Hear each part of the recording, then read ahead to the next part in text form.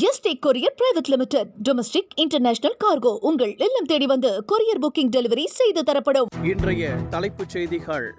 சென்னையில் இருந்து 560 கிலோமீட்டர் தொலைவில் நிலை கொண்டுள்ள மொந்தா புயல் 6 மணி நேரமாக 15 கிலோமீட்டர் வேகத்தில் நகர்ந்து வருவதாக வானிலை ஆய்வு மையம் தகவல். புயல் காரணமாக தமிழகத்தின் வட மாவட்டங்களில் கனமழைக்கு வாய்ப்பு. சென்னை, திருவள்ளூர், காஞ்சிபுரம் உள்ளிட்ட மாவட்டங்களில் இன்று நாள் முழுவதும் கனமழை பெய்யக்கூடும் என தகவல். கரூரில் பாதிக்கப்பட்டவர்களை சந்திக்க மாமல்லபுரத்திற்கு வந்தார் விஜய். ஒவ்வொரு குடும்பத்தையும் தனித்தனியாக சந்தித்து ஆறுதல் கூறுகிறார். கரூரில் பாதிக்கப்பட்டவர்களை மாமல்லபுரத்திற்கு அழைத்துள்ள விஜய், தேர்தலின் போது மாமல்லபுரத்திற்கு அழைத்து வாக்களிக்க வைப்பாரா? சீமான் காட்டமான கேள்வி. தங்கம் விலையில் சரிவு.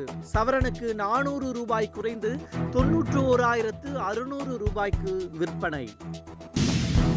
இனி விரிவான செய்திகள். மொந்தா புயல் சென்னைக்கு கிழக்கு பகுதியில் 560 கிலோமீட்டர் தொலைவில் நிலை கொண்டுள்ளது. கடந்த 6 மணி நேரமாக மணிக்கு 15 கிலோமீட்டர் வேகத்தில் நகர்ந்து வருகிறது. முன்னதாக மணிக்கு 16 கிலோமீட்டர் வேகத்தில் நகர்ந்து கொண்டிருந்த புயல் தற்போது வேகம் குறைந்துள்ளது. புயல் தாக்கம் காரணமாக பரவலாக மழை பெய்து வருகிறது. மொந்தா புயல் காரணமாக தமிழகத்தின் வட மாவட்டங்களில் இன்று கனமழைக்கு வாய்ப்புள்ளதாக தெரிவிக்கப்பட்டுள்ளது.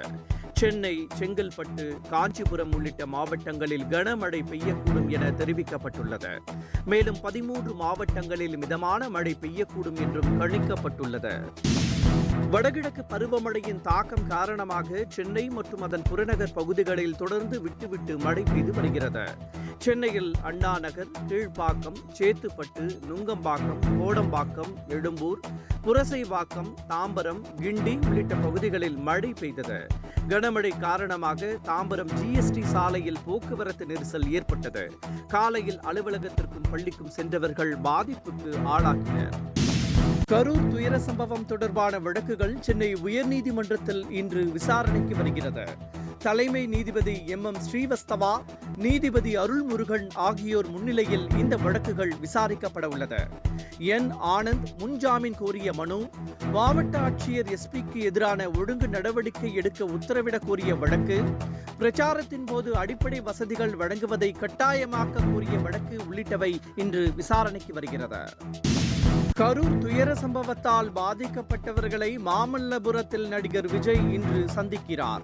இதற்காக 31 குடும்பங்கள் அழைத்து வரப்பட்டதாக கூறப்படும் நிலையில் விஜயும் மாமல்லபுரம் வந்துள்ளார்.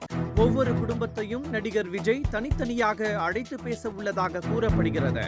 முன்னதாக அழைத்து வரப்பட்ட 31 குடும்பங்களும் ரிசார்ட்டில் தங்க வைக்கப்பட்டுள்ளதாக தகவல் வெளியாகியிருந்தது. கரூரில் பாதிக்கப்பட்டவர்களை மாமல்லபுரத்திற்கு அழைத்து சந்திக்கும் நடிகர் விஜயின் நடவடிக்கையை சீமான் கடுமையாக விமர்சித்துள்ளார். இதேபோல் பாதிக்கப்பட்டவர்களை அழைத்து பேசும் விஜய், தேர்தலின் போதும் அவர்களை வாக்களிக்க அழைத்து வருவாரா என்றும் கேள்வி எழுப்பியுள்ளார்.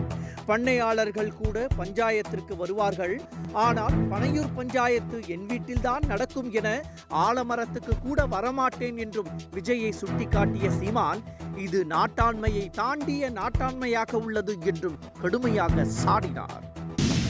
பீகாரில் தேர்தல் பரபரப்பு உச்சகட்டத்தை எட்டியுள்ள நிலையில் ராகுல் காந்தி வரும் 29 மற்றும் 30 ஆகிய தேதிகளில் பிரச்சாரம் செய்ய திட்டமிட்டுள்ளதாக கூறப்படுகிறது.